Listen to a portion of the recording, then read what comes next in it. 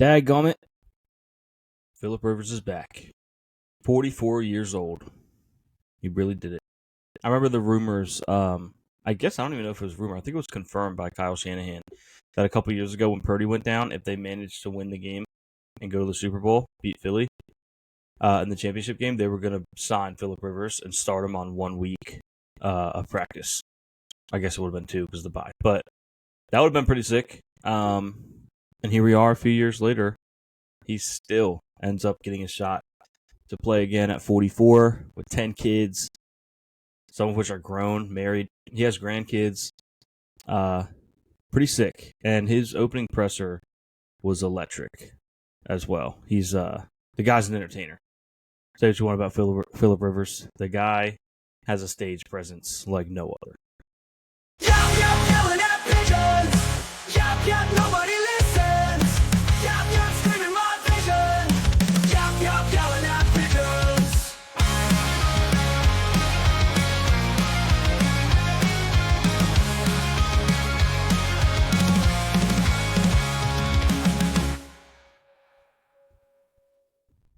All right, just me.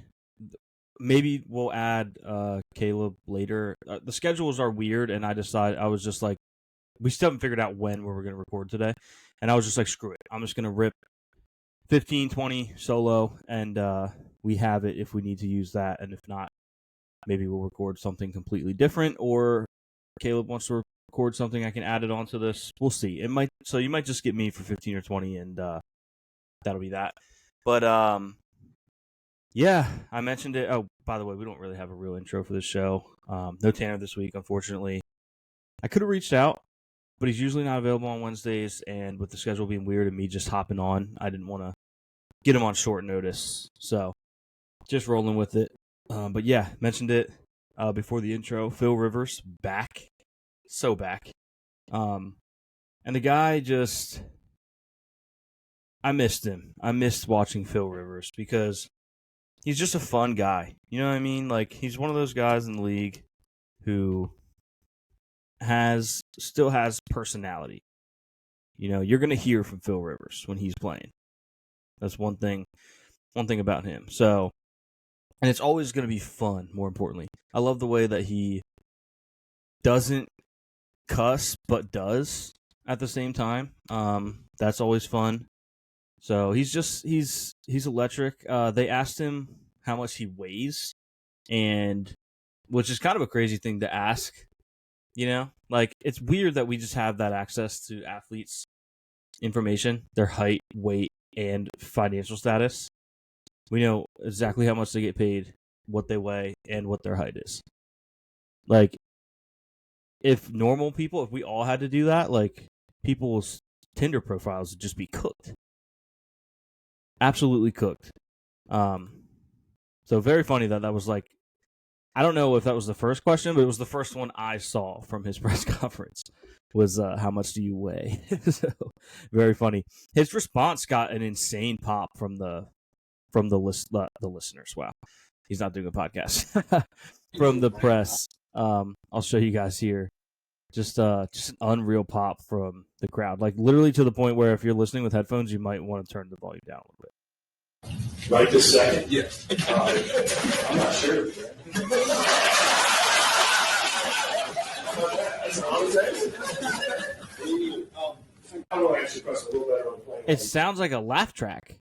Like, he gets, all they did was ask him how much he weighs. He's like, right this second, I'm not sure. And it was like, the guy just has a funny aura about him, I guess, because they popped off. I think they do it again. Let me play some more. Right. And not what it was when I walked up the door. But then I'll follow that up with, I ain't never run away from anybody anyway. I almost want to clip that and like download the laugh and use it for our show as a laugh track. It's crazy. First of all, it's so loud. And second, it's like you can hear the entire room is laughing, not just one or two loud people. So, Phillip Rivers he might have a career as a comedian after this, if that's something he wants to do, because he got an insane pop from the room there. But that's enough on Phil Rivers. Shout out to Danny Dimes for giving him his jersey number. I guess if you're on IR, someone else can wear your number, which makes sense. So he will retain his number 17.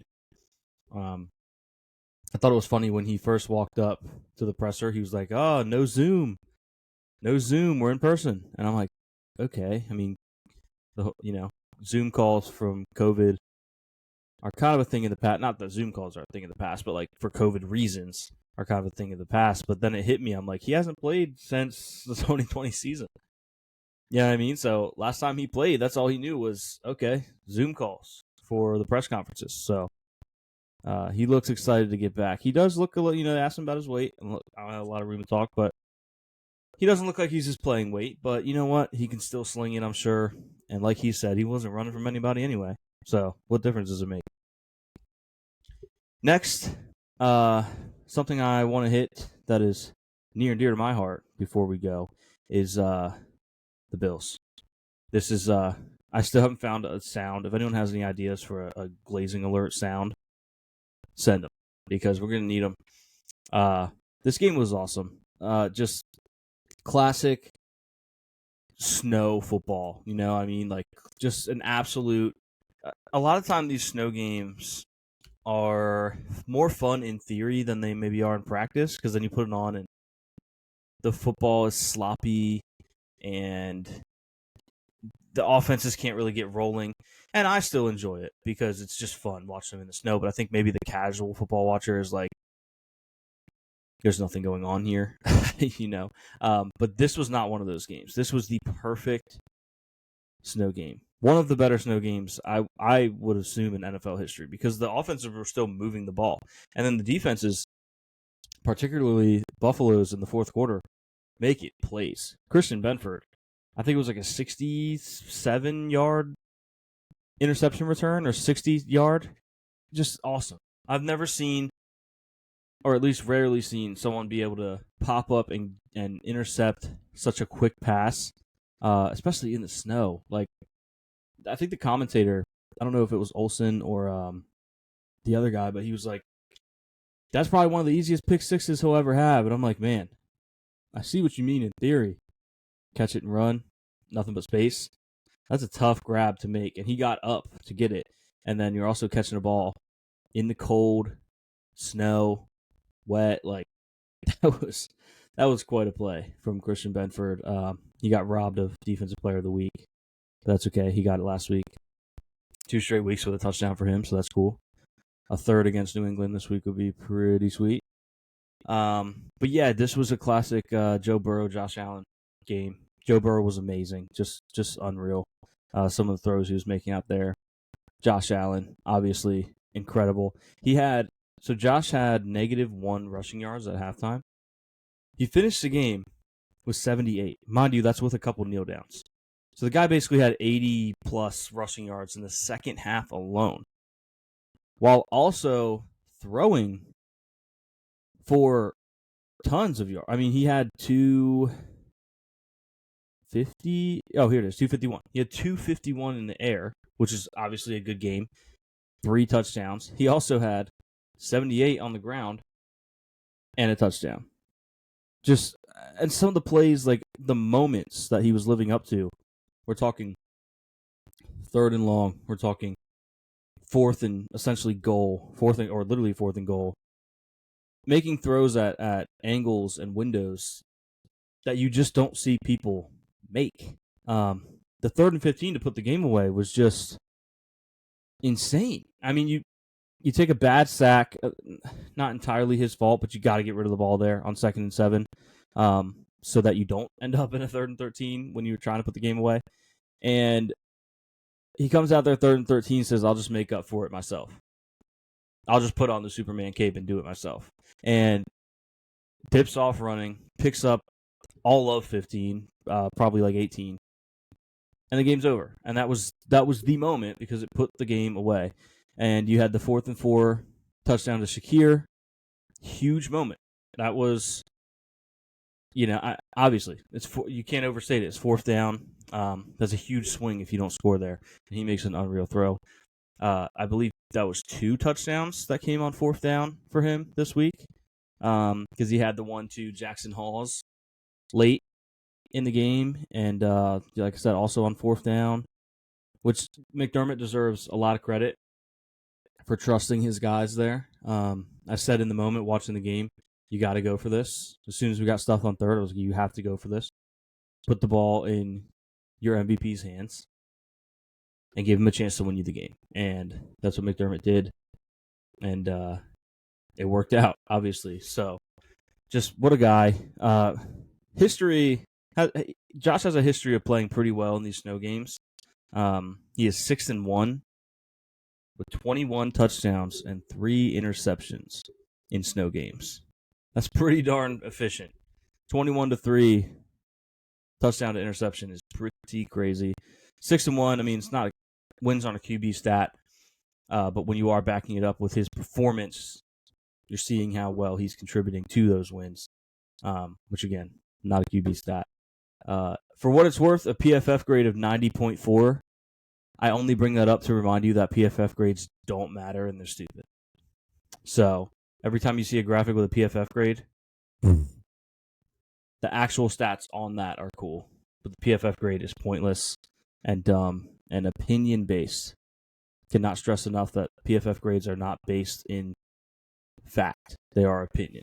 Literally. So keep that in mind. Looking through my bookmarks here to make sure I don't forget anything, and I did find something I would have forgotten. This person, Logan, at Scotty Colt. Yeah, Scotty Colt. Looks like he's starting a campaign to try to get Phillip Rivers into the Pro Bowl, which would be so funny. And it'd be more Phillip Rivers, so why not? If you post on Twitter, if you still call it that, I still do. If you post hashtag Pro Bowl vote and then the name of the player you'd like to vote for, it counts as a vote. And every retweet for that also counts as a vote. So he posted hashtag Pro Bowl vote Phillip Rivers. I certainly retweeted it. It has 2,400 retweets right now. Probably not enough on its own to really contribute to him getting in, but we got to get those numbers up. If you're listening, you need to vote Phillip Rivers for the Pro Bowl. I'll tweet it from the Yap account this week for sure. You can retweet that if it makes it easier for you. Maybe do both. Your own personal and a retweet. So, got to get Phillip Rivers in the Pro Bowl. Would be incredible. Next bookmark, out of order, unfortunately. One thing we don't do on this show is flow properly, right? We don't flow properly. Should have said this with the Bills stats. Josh Allen is 13 rushing yards shy of his 6th season with 3,000 passing yards and 500 rushing yards in the same season. That would tie Cam Newton for the most 3,000 passing, 500 rushing seasons in NFL history. This guy is a dog. I have said this for some time now. I feel like it's coming to fruition. He is the best dual threat QB of all time. We can get into that another day. But he is. And I think a lot of time when people hear dual threat QB, they focus solely on the running. Because, like, obviously, for example, Lamar Jackson, Michael Vick probably as well, were better runners. Jackson is, than Josh from an agility standpoint, from a speed standpoint. But when we're talking running at the right time and being efficient with that run, Josh is up there with anybody. Add on to that his capabilities in the passing game. Not that the other guys I've mentioned are bad. Like, I mean, those guys are incredible. Lamar's pacing to be a Hall of Famer. I mean, he's 2-time MVP, so you could argue he already is. But I just think he's unmatched. I think he's Cam Newton, but better. I think he is the name brand Cam Newton. And I don't mean that as an insult to Cam Newton, because being the great value Josh Allen is quite a compliment at this point. So that, I think, is the end of my glazing, unless you guys unfortunately have a scenario where I run into another bookmark. But yeah, just what a joy and a privilege to have Josh Allen on my favorite team. I do not take it for granted at all. Started a Madden franchise with the 09 Bills roster the other day, and first of all, Willis McGahee was a stud. Kind of forgot how good he was. But we are in the good old days. Let me tell you that. We are currently in the good old days. Other NFL news, former cornerback Quentin Jammer at JamIam23, great username. He tweeted the other day, he said, true story. In 2011, I played completely shit-faced drunk in at least 8 games. So this is kind of a Meta World Peace story arc. Was it him? I don't want to make any accusation. I think it was Meta World Peace that was doing that. Maybe J.R. Smith. Whoever it was, or if it was both, hope they're doing great now and thriving. Same with Quentin Jammer. Hope he's thriving now. Hope he's not got a drinking problem at this point. But pretty wild thing to, do, and pretty interesting thing to see on the timeline. Quentin Jammer, my question for you in regards to that statement about playing drunk for 8 games in 2011, is that your excuse for letting Stevie Johnson go 4 for 116 on your head that year? I tend to believe it's because Stevie Johnson is him, GOAT route runner, most influential route runner. I'll say it. Stevie Johnson is the most influential route runner in league history. Argue with the wall. He is. The way he ran routes changed the game permanently. It's how routes are now ran to very much to an extent. So shout out to him. Shout out to Quentin Jammer for being open and honest. Pretty wild story. Last thing I'm going to hit is just a couple games before we go. Just this week's game. Speaking of games, last night the Lakers played in a in-season tournament game or mid-season tournament, whatever you like to call it. The quest for the Commissioner's Cup. Lakers going for their second one. And, looking to set up a matchup with the Suns. That would be ideal because Luka hates the Suns. So I would love to see an elimination-style game with Luka going against the Suns. I think they're going to really go after that title because if you're LeBron, for example, what's 500,000 to you? Not that. I mean, you still want 500,000 for sure. That's the prize money, by the way, if you win.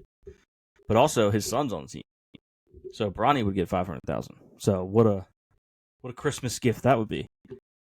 So we'll see how that goes. I'm just assuming the Lakers won. I believe we play the Spurs. So Spurs are a good team. I did have my Wemby midseason tournament MVP bets. I do technically still have them, but he is injured. So those will not be hitting.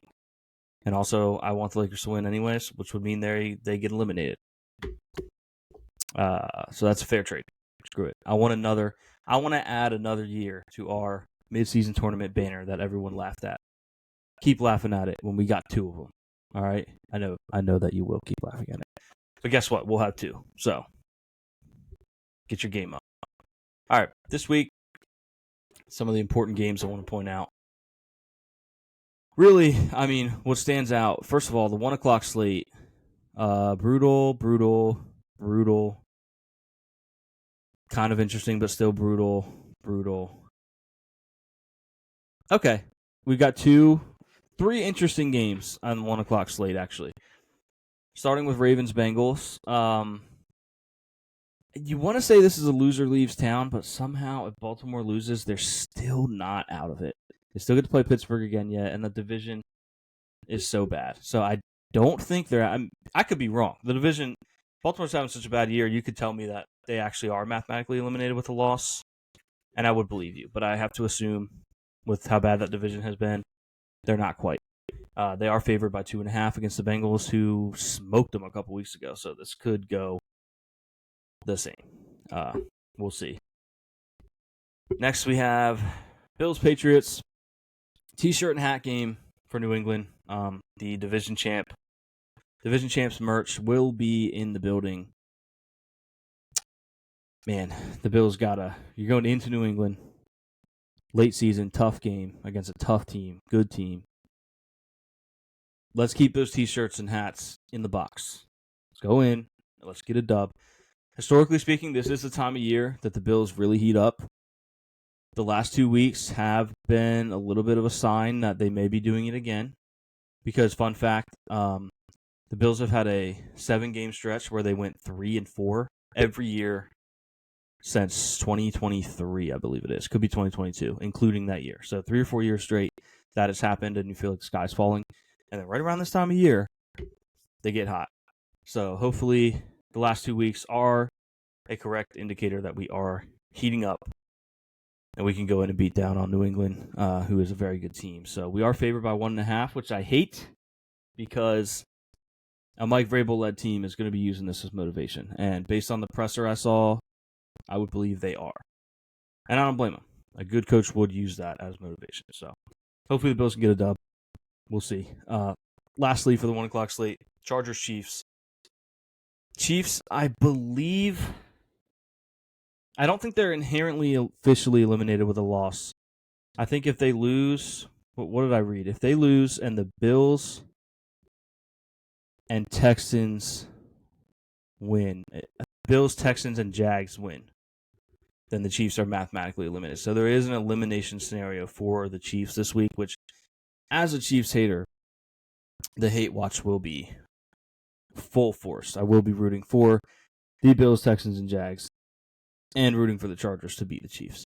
So, Chargers, I was going to say, how are the Chargers 4.5-point underdogs, but that Monday night game, brutal. But the addition of Sully for Monsters, Inc. has been huge for the Chargers. He is an incredible player, so hopefully he can make some plays in this game if he plays. Maybe it's just a one-game thing. Seems like it was, but he played so well, you have to consider bringing it back. Next, we have Colts, Seahawks. Not that interesting on the surface, but you add Phil Rivers in there. This game, awesome. I hope he's going to play. I don't know if they're going to give him another week to get acclimated. I hope he plays off rip, and I hope he does awesome. So I will be tuning into this game for sure. Broncos, Packers would be the last of the 4 o'clock games that I care about. Oh, no, it's not, because Lions and Rams is very good. Packers are favored by 2.5. I like the Packers here. I think people see that line and say, whoa, how's Denver underdogs? They have a better record, yada, yada, yada. I still am not sold on Denver. Anytime you have a record as good as they do, there's time to sell me. But at the moment, I don't know what it is. I can't buy in on Denver yet. I just haven't seen the game that I look at it and say, okay, they are legit. I haven't seen it yet. Rams, Lions. Lions need it bad, but the Rams are much better. Yeah, I think this will go Rams. They are favored by 5.5. I think they cover. Over under 55.5. Probably hits the over. But give me the Rams minus 5.5. And then Caleb's not here, but I will mention the Steelers. They do play Monday night against Miami. I am a Dolphins hater, so I will be rooting for Pittsburgh. That also helps in any weird tie scenarios. Bills' strength of schedule, I guess, if the Steelers have more wins. So we'll take it. And that just about does it. I told you guys 15 to 20. It's been 23. And I'm going to speed run an NFL grid real quick. We're not going for crazy low percentages here. We're just ripping it. Okay, so we're going to start, for example, Lions, Dolphins. We're going to go Reggie Bush. Got to spell it, though. Reggie Bush, bam. Lions, Dolphins, 16%. Bears, Dolphins. We're going to go Brandon Marshall. Actually, we're going to save Brandon Marshall for Bears, Seahawks. We're going to use that right now. Brandon Marshall, 06-2018 is the right one. 13%. Now, Bears, Dolphins, we can do Cuddy. That is Jay Cutler. And that will be correct. Dolphins, 10+ sacks season will be none other than Jason Taylor. 50%. Lions, Seahawks, we are going to circle back. Actually, no, we're not. We're going to go Seneca Wallace. Oh, gotta spell it right. Seneca Wallace.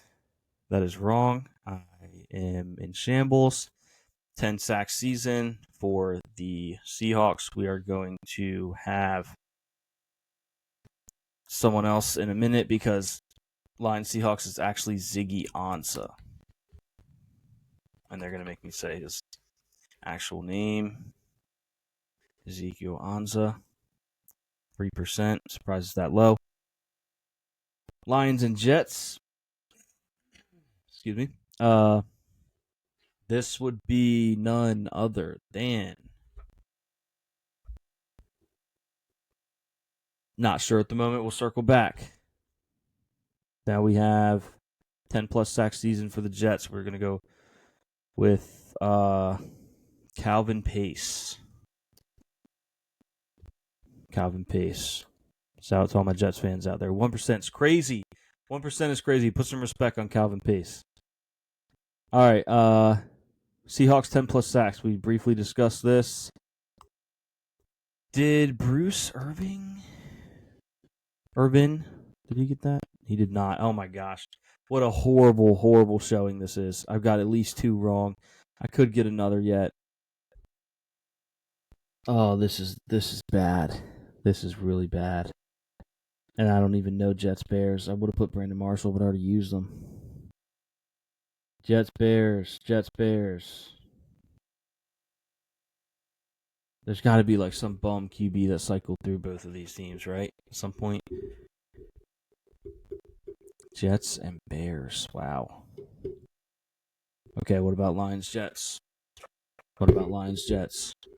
Maybe Lions Jets would be, an unsuspecting running back. Like Fort Hill legend, class of 2015, would have played against him. I say play, but I would have been on the bench in high school if we won the state semis either year that we went, because I was also in the 2015 class. This is Maryland football legend, Ty Johnson. It's 3%. Listen, we had a couple misses here. We were trying to speed run it. We had a couple good ones too. Ziggy Ansah 3%, Ty Johnson 3%, Calvin Pace 1%. Not bad. We'll take it. All right. Well, thanks for tuning in. If your Spotify doesn't look like it's about to end, then you're about to hear from Caleb, whether it's him with me or him by himself. If it is about to end, it was just me, which is, I'm going to say, is probably the case. And thank you for listening. I hope you stuck around and vote Phillip Rivers for the Pro Bowl. I want you to vote for Phillip Rivers Pro Bowl. All right. Thanks for listening, guys. Let's bless. Yelling at pigeons.